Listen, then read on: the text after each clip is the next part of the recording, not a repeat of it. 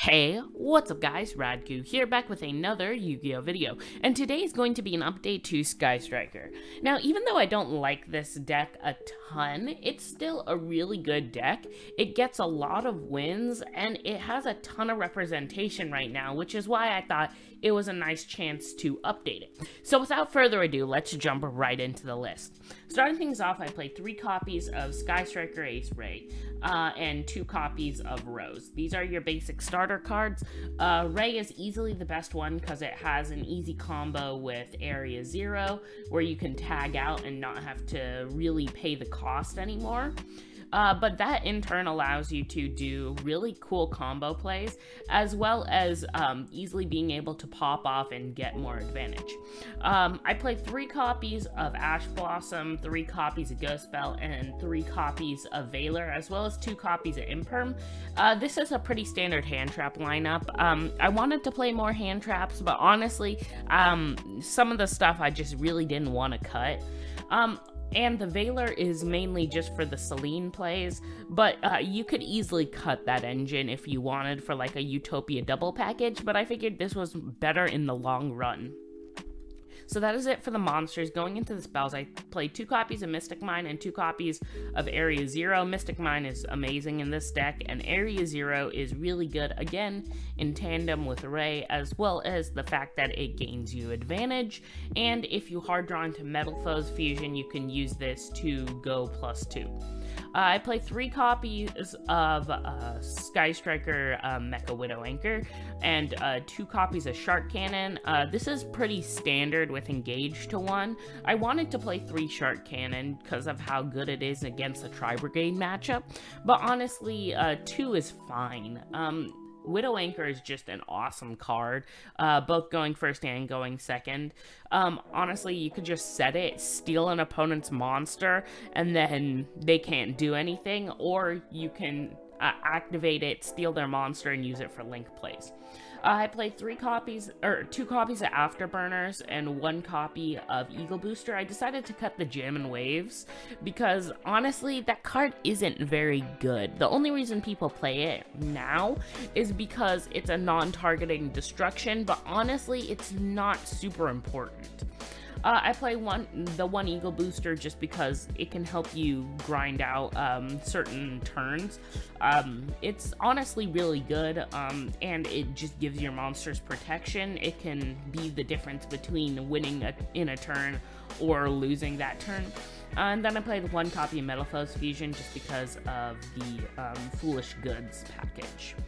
So then, for the one-ofs, I play 1 multi-roll, 1 engage, 1 hornet drones, 1 terraforming, and 1 Rhoda. These 2 are also starter cards. And then the one-ofs are pretty self-explanatory.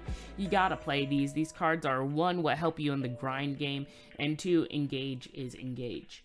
I played 3 copies of the Extra Foolish Burial. Honestly, I could dump this down to 2 in place of like another hand trap, but honestly, I kind of like it at 3. Even though sometimes it does clog, you still want to be able to dump the Metal Foes Fusion, and if you play 2, that's just like, it kind of messes up with ratios. So then I played 2 copies of Desires and 1 copy of Avarice. Avarice is really good for later in the game to get back resources, easily put back your link monsters, and then allows you to continue playing and outgrind your opponent. And then I played 2 copies of Imperm, just rounding off the deck. So that is it from the main deck. Going into the extra deck, I played 3 copies of Hayate, 3 copies of Kagari, and 3 copies of Shizuku. This is pretty self-explanatory. Hayate attacks directly, dumps a Sky Striker card, usually going to be engaged, so you can get that sweet +1. Then Kagari allows you to renew your engage, so you can get that sweet +2. And then Shizuku is your turn ender. Literally just set it on the board during the end phase. You get a search, and then you kind of just sit on it, because honestly, that attack decrease hurts more decks than it should. It doesn't make sense. Like, most decks should be able to beat over a monster that maybe lowers your monster by 300 and has a 1500 body. But no, it's very annoying. But honestly, this card is really, really good. And the fact that it just gives you that plus at the end of the turn also makes it really good. And then I play one copy of Kaina, just because it is a basic Sky Striker requirement that you play at least one Kaina. Mainly this helps you take care of big monsters, so that way you don't die instantly. If your monster gets destroyed like a Shizuku on your opponent's turn, you just special summon Ray, special the Kaina, and then use the Kaina's effect to stop one of your opponent's monsters. Then I play one copy of Zeke. This card is really good. Honestly, I wish I could play more copies of it. This card is really easy to go into, is able to get rid of all of your opponent's monsters that might be in your main monster zone, as well as just being really good. I play one copy of Nightmare Phoenix to out the Imperial Order. I want to cut this for a Hita, but honestly, Nightmare Phoenix is just such a good card for outing IO that you kind of just need it.